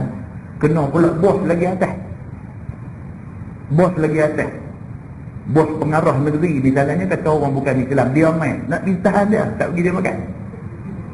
Tahan dia kata di Miri ada 1-0 dia kata lagu tu kita pun sama. Dia tak kata dia marah kita, cuma dia habang kat kita. Dia kata Miri ada 1-0, dia kata nak pakai orang macam you, dia dah ini bunyi macam tak apa cantik ni kan. Dia dah makan dah, kita nak buat macam mana? Lupa kelang kabut telefon tanya ustaz tu, tanya ustaz ni macam mana ni, apa nama daging korban ni, satu orang bukan Islam sudah main makan, kami nak buat macam mana? Ada ustaz ni pula pergi jawab, dia kata dia makan tu agak-agak banyak mana. Ada jadi macam tu pula. Kan dia makan tu agak-agak banyak mana? Dia kata ada sekilo. Takkan lebih sekilo kan? Agak-agak banyak mana? Hampir beli balik. Dia kata di market banyak agak-agak dia makan tu, sedekah kat orang yang tu. Nak bayar balik pula benda tu kan. Jadi bila dah timbul satu kesulitan benda macam ni, kita terpaksa merujuk balik, cari balik. Ada kan nas yang muktamad tentang tak boleh orang kafir makan daging korban ni. Cari dalam Quran tak ada, cari dalam hadis yang sahih yang boleh dibuat hujah pun tak ada. Yang itu jadi masalah sangat tu, sebenarnya tidak ada sabit daripada nas yang qat'i, tak ada pun. Cuma pendapat yang terlahir daripada ulama mazhab, itu saja. Bila kita tahu macam tu, baru lega. Tak apa, ada dia makan, selamatlah. Saya lah, tak payah lagi tu cari lagi buang setengah kilo, duduk dekat balik apa lah. Lama. Ya. Baik. Dia kata dan tiada daripada tuan-tuan Sayyid ataupun Syarif-Syarif, kerana ia apa kaya dengan khumus yang 5. Ni dia kata tuan-tuan Sayyid, dia kata ni orang-orang yang keturunan Nabi. Maka orang yang keturunan Nabi SAW ni tidak boleh terima zakat. Dia pun ambil sempena benda ni daripada hadis Nabi SAW. Hadis riwayat daripada Abdul Muttalib, dia kata Nabi SAW bersabda, inna sadaqah la tahillu li Muhammad wa la li ali Muhammad, innama hiya awsakhun nas. Hadis sahih riwayat Imam Muslim. Nabi SAW bersabda, Nabi kata sesungguhnya zakat tidak halal bagi Nabi Muhammad. Nabi sendiri kata sesungguhnya zakat tidak halal bagi Muhammad. Dia kata aku tak boleh makan zakat. Nabi kata gitu. Wala li ali Muhammad, dan tak boleh keluarga Muhammad makan. Dia kata innama hiya awsakhun nas, sesungguhnya yang dikatakan zakat ni dia adalah daripada kotoran harta manusia. Zakat ni dia kata awsakh. Awsakh ni maksudnya kotoran. Tuan-tuan, duit kita kan, duit ada masuk kat kita ni, tuan-tuan boleh garantikan 100% bersih. Duit ada masuk kat kita ni, kita kerja apa sekalipun, duit ada masuk kat kita ni 100% kan bersih. Bersih pada takat yang kita boleh jaga lah. Kita kerja, titik peluh kita, kenderaan kita dan sebagainya, dapat duit, bagi kita bersih lah, halal lah. Tapi sebenar-benar duit tu mai daripada mana? Kalau kita kaki tangan kerajaan, duit tu mai daripada satu dana kerajaan yang besar. Segala cukai, segala apa, cukai arak, segala apa, genting punya, tempat perjudian, kasino dan sebagainya, semua ada teks. Teks tu masuk dalam satu dana kerajaan, dan daripada sanalah disalurkan buat gaji kaki tangan kerajaan. Kalau ditengok sampai ke situ, dia duk main air dulu tu dia. Memanglah tak boleh dapat yang betul-betul genuine, bersih, halal, rapih-rapih ni. Dia ada lah. Kita tak berdosa dengan kerana tu. Sebab kita kira kita dengan pihak yang kita berurusan. Kita kerja dengan dia, kita jadi cikgu. Kita dibayar gaji kerana jadi cikgu. Kita kerja dengan dia kerana kita askar. Kita dibayar gaji kerana jadi askar. Gaji tu halal untuk kita. Tapi dari segi kebersihan dia macam mana? Wallahu'alam. Kita kira kita kerja, kita dapat hasil daripada kerja kita dan pendapatan tu halal untuk kita. Cukup. Tapi hakikat harta tu sendiri dia ada. Sikit-sikit tak seronok tu ada. Sikit-sikit tak seronok tu ada. Duit kita tabungkan masuk dalam EPS. Bila masuk dalam EPS, caruman kita ada caruman kerajaan. Lepas itu pula esok bila kita nak draw, dia bagi mai bukan hak caruman kita saja. Dengan dividen, dengan apa semua dia masuk bagi mai kat kita. Yang tu pun kalau disuluh-suluh dengan bateri, dengan torchlight bateri 6, nampak macam-macam tu. Dan jadi tak berapa cantik. Duit-duit apa semua ni dia tak berapa cantik. Jadi dengan kerana tu Nabi SAW kata keluar zakat. Bila keluar zakat seolah-olah macam kalau ada lah sikit sebanyak yang tak berapa cantik dalam duit kita ni, kita keluar dalam bentuk zakat. Kita drain dia keluar dalam bentuk zakat. Oleh kerana dia ni ausakhun nas, daripada kotoran-kotoran harta manusia, maka sesuai dengan Nabi dan keluarga Nabi yang mulia-mulia, tak layak makan benda-benda yang berupa kotoran harta. Itu maksud dia. Maka disebut dalam kitab yang kita baca ni, dia kata setengah ulama, apa tadi? Dia kata dan disyaratkan pada asnaf yang 8 itu mesti orang Islam. Dan tidak daripada tuan-tuan sayyid ataupun syarif. Syarif ni keturunan Nabi lah. Macam kita sebut kalau pergi di Mekah kan. Di Mekah kalau nama dia tu hujung ada Asy-Syarif, itu maknanya keturunan Nabi daripada Sayyidatina Fatimah. Dia akan pakai Asy-Syarif di hujung. Muhammad Ali Atiyah Asy-Syarif. Saudi. Orang Saudi kalau tengok name tag dia tulis Muhammad Ali Atiyah Asy-Syarif, dia tulis di hujung tu. Asy-Syarif bukan makna syarif dalam cerita cowboy. Asy-Syarif makna dia mulia. Mulia ni makna dia keturunan Nabi. Keturunan Nabi pula daripada keturunan Fatimah anak Nabi sallallahu alaihi wasallam. Ni semua tak boleh terima duit zakat, dia kata.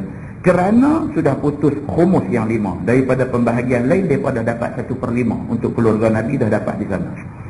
Seperti yang dilihat sekarang ni pula dia buat mai pula satu pandangan. Dia kata seperti dilihat sekarang ni daripada daif-daif tuan-tuan sayyid itu. Dia kata kita tengok ada di kalangan orang-orang yang keturunan Nabi ni yang jadi miskin lah. Kan jadi kita tak bagi zakat kat dia sedangkan dia miskin, dia layak dapat zakat dan sebagainya. Jadi macam mana pula dia kata? Tak boleh juga kan nak bagi ke mereka ni. Ini satu pandangan lain. Dia buat mai pula firman Allah dalam Quran, "Qul la as'alukum illa al-mawaddata fil qurbah." Kata olehmu, tiada aku minta akan kamu melainkan kasih kepada kerabatku dengan tolong mereka itu sekuasa-kuasa kamu. Ada pula dalam satu ayat Quran, Allah suruh Nabi kata dekat orang-orang Islam ni, aku Nabi, aku tak minta apa daripada hangpa. Cuma aku minta dekat hampa satu aja. Dekat adik-beradik aku, keluarga aku, tolonglah hampa kasih dekat mereka. Tolonglah mereka ni sedaya upaya apa. Daripada ayat ni pula dapat faham kata kita disuruh tolong keturunan Nabi ni. Kalau sekali ditakdirkan mereka susah, mereka wajar ditolong dengan zakat pula. Ini pula satu pendapat main macam tu. Begitu. Baik, dan firman Allah, wa minhumul ladzina yu'dzuna an-nabi, dan setengah daripada mereka itu, yakni orang-orang munafik itu, mereka yang menyakiti akan Nabi dengan mengaibkannya dan dengan bawa pindah akan cakap Nabi sallallahu alaihi wasallam. Ada orang yang sakit hati ke Nabi. Sakit hati ke Nabi ni sampai duk cari jalan macam mana nak buat nak bagi Nabi ni aib. Dia buat cerita macam-macam, yang cerita-cerita tu membawa satu maksud nak mengaibkan Nabi sallallahu alaihi wasallam. Ini orang jahat. Duk tengok dia tak berkenan dekat Nabi, dia duk cari apa aku nak buat cerita nak bagi malu Nabi ni. Biar orang meluat dekat Nabi ni. Apa cerita aku boleh buat tentang Nabi ni? Duk cari.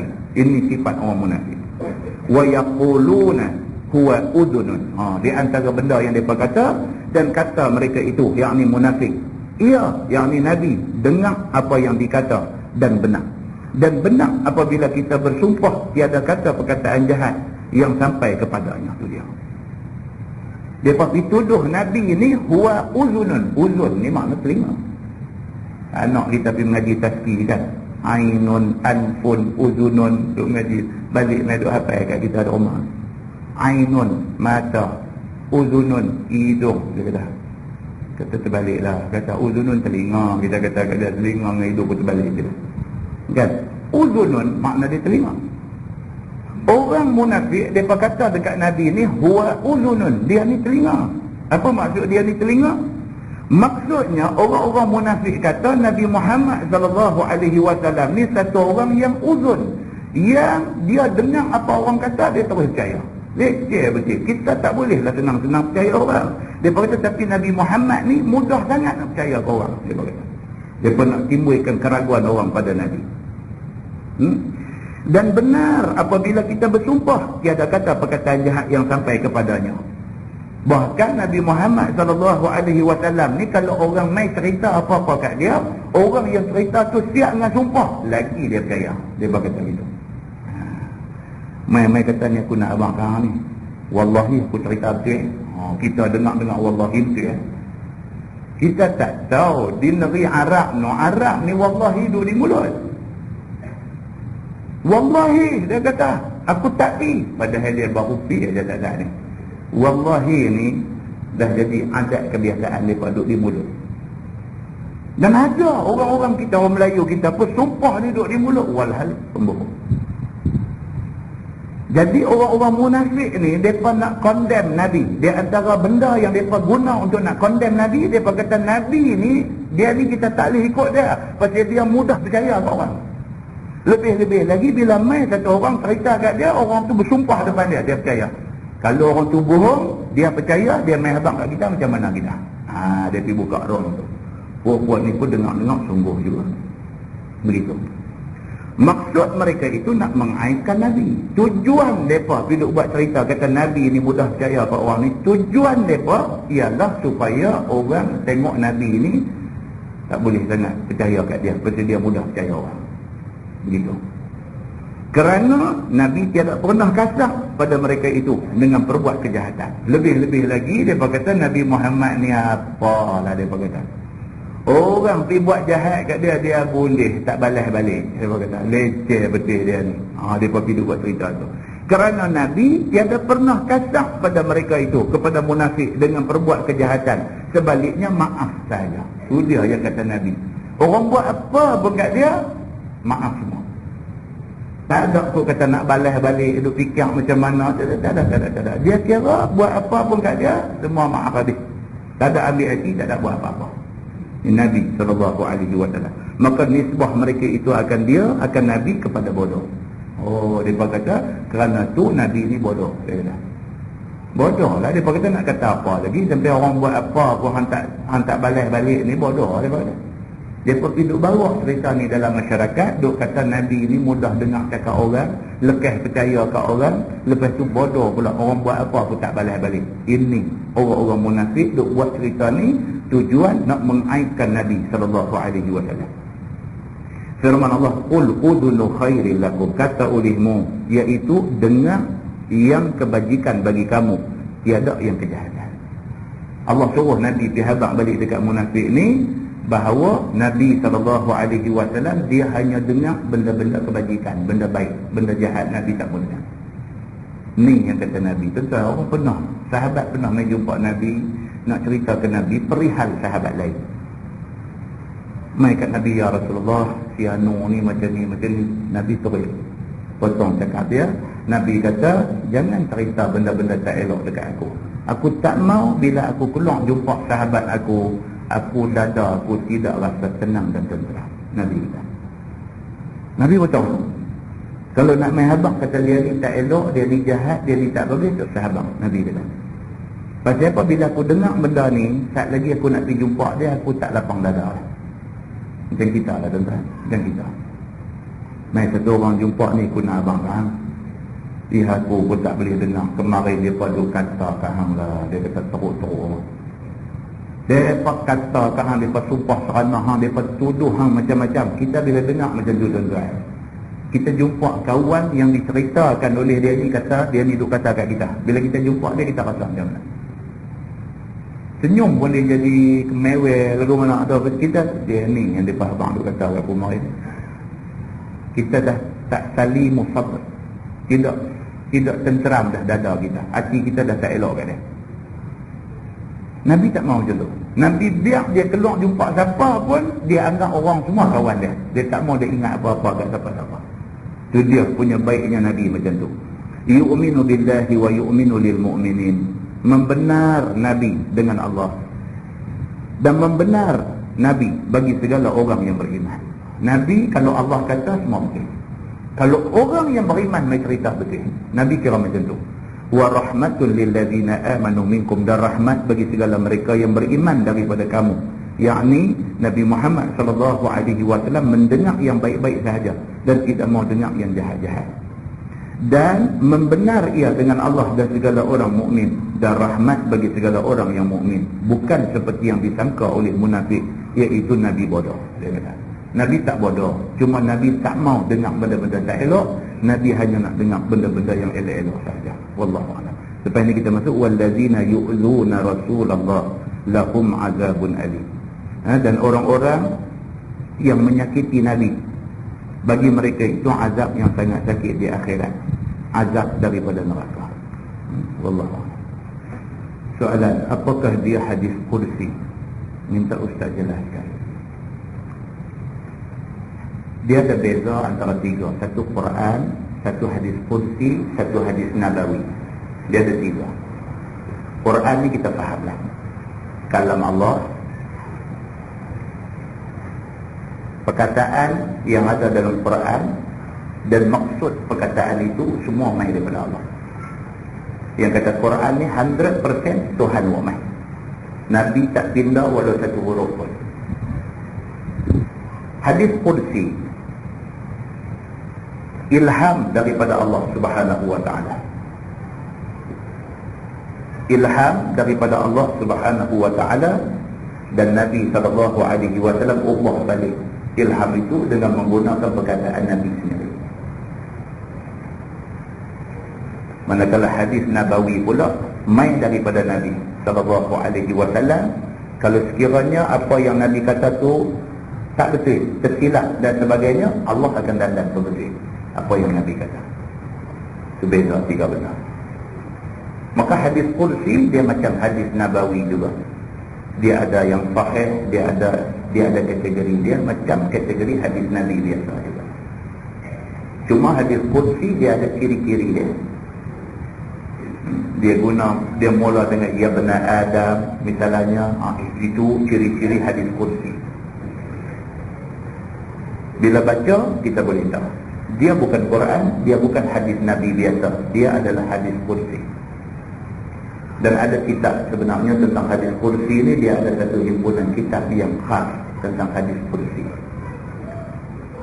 Dulu dia ada Ustaz apa ni? Marbu Nuruddin, Ustaz Nuruddin Marbu, daripada Pondok Derak, Pondok Ustaz Ni'mat Derak. Dia ada mengajar tentang hadis kursi. Saya ingat dulu dia ada mengajar di Masjid Batu pun. Ustaz Nuruddin Marbu, itu orang berilmu, itu orang yang berilmu. Dia ada mengajar tentang hadis kursi di Masjid Sultanah Bahiyah pun. Saya tengok dia ada mengajar tentang hadis kursi.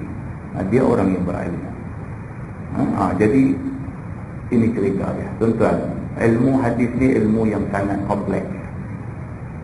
Dia satu ilmu yang sangat rumit. Dia ada banyak cabang perbahasan di dalam ilmu hadis ni. Orang mengaji hadis ni boleh buat sampai PhD. Macam kita di Pulau Pinang yang berbahagia Dr. Rabi, PhD dalam hadis daripada Universiti Madinah. Dia nak baca satu hadis ni, Dr. Rabi, dia nak baca satu hadis, dia boleh quote rawi hadis tu satu. Berapa orang ada, dia boleh sebut, dia ingat, baru dia baca matan hadis. Dan tiap-tiap satu rawi yang terlibat di dalam meriwayatkan hadis tu, Dr. Razi boleh terang seorang-seorang ni. Kalau Abu Hurairah dia ni siapa, apa cerita dia sikit banyak dia boleh terang. Tu orang yang berilmu. Orang yang berilmu. Jadi kalau kita pergi mengaji ilmu hadis daripada orang macam ni, bagi saya tidak ada keraguan. Kita yakin dengan apa yang dia kata kerana dia ahli dalam bidang itu. Dia ahli. Kalau ada orang pula pergi duduk jengkai dia kata dia tak betul, dia ni apa kita pun tak tahu. Orang punya macam tu punya hebat dari segi keilmuan, dari segi akhlak, dari segi semua ada kat dia. Kita duduk suka dia, kita tidak. Itu